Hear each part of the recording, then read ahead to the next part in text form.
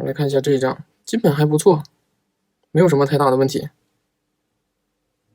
这个是可以的。第二个的话呢，这边的尖稍微高了一点，注意两侧的锁骨，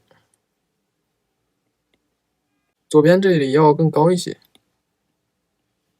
右边这里要稍低一些。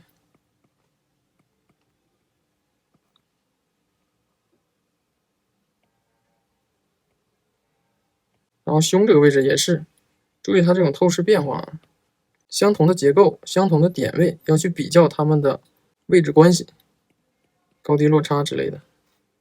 然后下面的这个画的感觉也不错，型也还好，就是这边的尖还是画高了。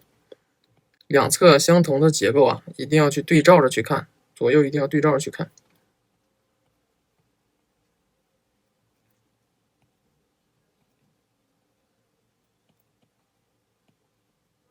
这个结构呢还好，其实也不一定非得把它画成解剖。这里呢就是它的肩胛骨上的结构了。